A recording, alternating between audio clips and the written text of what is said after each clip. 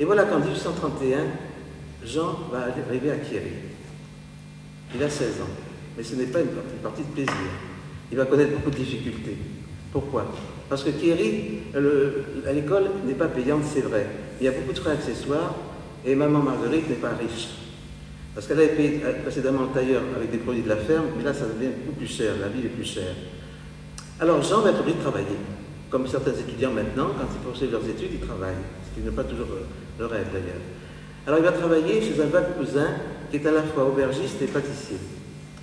Alors là, ça va être dur parce qu'il va travailler le matin et également le soir assez tard. Alors il ne dormira pas beaucoup, il ne mangera pas beaucoup parce qu'on lui donnait une soupe et il logeait sous un escalier sordide. J'ai vu la photo, c'est vraiment épouvantable. Mais Jean, heureusement, il avait la consolation, la qualité de son âme. Et ce qu'il appréciait chez son autrui, c'est la qualité de leur âme pour leur salut. Et quand il rencontrait une hostilité déclarée, tenace, alors il disait, ces gens-là n'ont pas d'âme. Et là où il n'y a rien, le roi lui-même perd ses droits, et le saint, ses pouvoirs. Même un saint ne pourrait pas changer quelqu'un en une personne bonne si elle n'est naturellement pas bonne. C'est difficile, même pour un saint, vous voyez. Même le bon Dieu n'y arrive pas. Donc, il va poursuivre ses études, ses humanités pendant 4 ans. Ça ne va pas être facile, bien sûr, mais il est volontaire, il y réussira. Et nous arrivons en 1835. En 1835, Jean va rentrer au grand séminaire de Chieri. Et avant d'entrer au séminaire, sa mère lui dit, « Tu sais, je t'ai consacré dès ta naissance à la Vierge Marie. Je te supplie de lui appartenir toute ta vie. » Et Jean sera un grand saint marial. Alors au séminaire, ça pose des problèmes financiers épouvantables.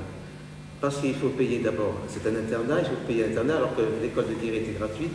Et en plus de cela, en plus de l'internat, on ne peut pas travailler à l'extérieur. Alors comment va-t-il faire pour suivre les cours parce qu'il veut être prêtre? Alors là, il va faire une rencontre, je vais dire parce que c'est naturel comme Don Calosso, c'est Don Cafasso. Cafasso était professeur au collège ecclésiastique de Turin. C'est un homme, un prêtre d'une charité inépuisable. Il y en a quelques-uns quand même. Alors, Jean va le voir et il dit, Monsieur l'abbé, comment vais-je faire pour entrer au séminaire? Je n'ai pas assez d'argent. Alors Don Cafasso lui dit, entrez au séminaire, Dieu y pourvoira. Il pourvoira, et effectivement, Jean recevra beaucoup d'aide. Alors ce séminaire, il y restera 6 ans. Il y avait des cours d'ailleurs intéressants parce que 2 heures par jour, 2 heures de philosophie, 4 heures de théologie. Mais voilà, l'ambiance n'était pas bonne. Il ressentait une certaine solitude morale, car les supérieurs, bien, ils faisaient leur service, puis après ils ne s'occupaient plus des séminaristes. Heureusement pour Jean, et ça va être une des premières rencontres qu'il va faire, parce qu'il a fait la rencontre de 3 adolescents, des rencontres surnaturelles. Là, c'est la première rencontre avec un enfant merveilleux, c'est Louis Comollo. Après, il y aura Dominique Savio, et ensuite il y aura Louis Cole. Alors Dominique Savio, pardon, excusez-moi, Louis Comollo, c'est un être d'une grande piété. La sympathie est tout de suite née avec Don Bosco, et les 2 amis vont se jurer que le premier qui quittera cette terre, qui mourra, reviendra vers le survivant pour le tranquilliser à propos de la vie éternelle, pour savoir ce qui se passe dans la vie éternelle. Et voilà qu'en 1839, Louis Comollo meurt. Il va se passer là encore un fait extraordinaire. Après les funérailles de Louis Comollo, les 20 séminaristes dormaient dans le dortoir et ils sont réveillés par la maison qui bouge, par des feux qui s'allument et qui s'étiennent. Alors Jean travaillait beaucoup. Il travaillait beaucoup et il aurait pu d'ailleurs, il n'avait pas l'ambition de devenir un prélat savant.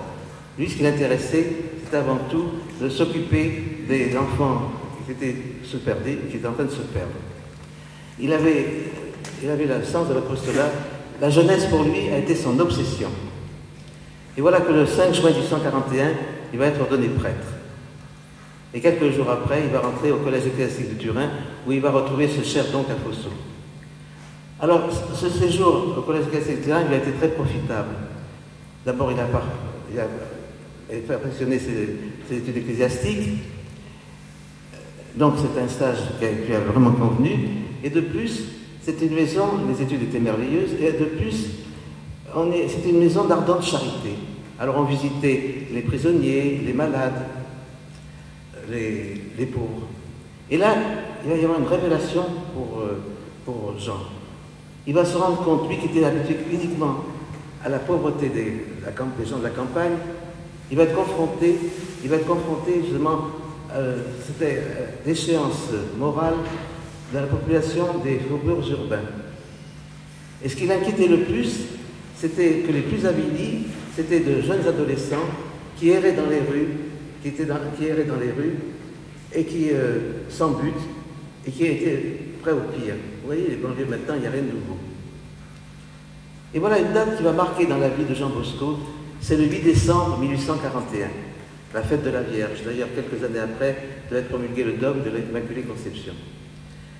Le 8 décembre 1841, donc Jean Bosco était prêtre depuis quelques mois, il va célébrer la messe à l'église Saint-François d'Assise à Turin. Il entre dans la sacristie, et qu'est-ce qu'il voit? Il voit comment dirais-je, il trouve le sacristain qui chasse un jeune mal habillé, une quinzaine d'années. Jean le rappelle, il dit: mon ami, si tu l'acceptes, après la messe nous verrons. C'était un jeune qui ne connaissait rien à la religion, bien entendu, parce que le sacristain l'avait chassé, étant donné qu'il ne savait pas servir la messe. Je t'apprendrai l'Ave Maria, également, je te donnerai la première leçon de catéchisme. Effectivement, il se retrouve après la messe, il apprend son Ave Maria, il reçoit sa première leçon de catéchisme. Eh bien, cette leçon a une portée incalculable, car sur cette pierre angulaire plantée dans l'âme du premier converti, va s'élever une œuvre admirable, cette œuvre admirable qui fait la gloire de l'Église. Alors, Jean ne se contente pas de sauver une seule âme. Alors, il demande, parce que ce Barthélemy Garelli, c'était un orphelin qui était venu de la campagne, justement pour trouver un emploi à Ville. Alors, lui, il demande à Garelli: écoute, mon ami, maintenant amène tes copains. Il va en aider d'ailleurs 9, ensuite ils seront 80, et bientôt ils seront plus de 400. 400, c'est quand même quelque chose, 400. Alors, c'est une lourde charge. Et il va connaître des difficultés invraisemblables. Parce qu'il voudrait les réunir, ces pauvres jeunes. Mais personne ne l'accueille. Alors, il est quand même un peu désespéré. Il dit: je suis sans aide, à bout de force. Comment vais-je réunir mes pauvres petits? Alors, qu'est-ce qu'il va faire? Il va catéchiser dans la nature, dans les prés. Et encore là, il y aura des problèmes, parce que si c'est un pré, si le propriétaire le voit, il risque de le faire partir. Il ira dans le pré à côté. Alors, c'est quand même pas vraiment facile. Et donc, et puis, alors, ce qu'il y avait un problème aussi, c'est quand les gens voyaient ce prêtre bizarre, avec tous ces garnements à côté, ça commençait à soulever des craintes. Et beaucoup de plaintes vont être portées auprès des autorités civiles, et également ecclésiastiques. Et ce sont les autorités ecclésiastiques, comme par hasard, qui se sont montrées les moins indulgentes. Alors on s'inquiète, on dit: est-ce qu'il ne serait pas fou par hasard? Alors on va essayer de le sonder, de voir ce qu'il a dans la tête. On envoie 2 prêtres auprès de lui, et il pose des questions. Alors on lui dit: quel est votre but? Il dit: c'est de créer une congrégation. Quel sera le vêtement? Le vêtement, ça sera la vertu. La vertu, qu'est-ce que ça veut dire? C'est pas un vêtement. On dit: il doit être fou. Alors on va lui envoyer après 2 chanoines, et les chanoines très gentils vont lui proposer une promenade en fiacre. D'ailleurs, j'ai vu en photo dans la rue où se trouvait ce fiacre. On lui propose une promenade en fiacre, il s'approche du fiacre, et les chanoines lui disent: montez. Oh, je dis: je n'en ferai rien, dit Jean Bosco. Mais les autres insistent: si vous insistez, je ne monterai pas. Alors les 2 chanoines montent, ils ferment la porte, ils bloquent la porte, et il dit au cocher: maintenant, allez, vous deviez aller, c'est-à-dire à l'asile. Et ces pauvres chanoines vont être quelque peu malmenés par les infirmiers, et c'est un aumônier de l'asile qui va les libérer. Et voilà qu'en 1846, il va enfin bénéficier d'un hangar qui lui est loué par un certain Pinardi, et ce hangar, après, il l'achètera. Il travaille énormément, mais il lui faut de l'aide. Alors il va faire appel à sa chère maman. Sa chère maman, qui déjà d'un certain âge aurait pu rester tranquille dans sa campagne, et qui va venir aider son fils, faire front à 400 ou 500 jeunes insupportables. Elle va donc l'aider vraiment nuit et jour. Elle finira évidemment par mourir de fatigue 10 ans après, en 1856. Alors Jean célébrera la messe dans une église consacrée à la Vierge. Vous savez qu'il avait été consacré à la Vierge dès sa naissance. Et ça s'appelle la Consolata à Turin.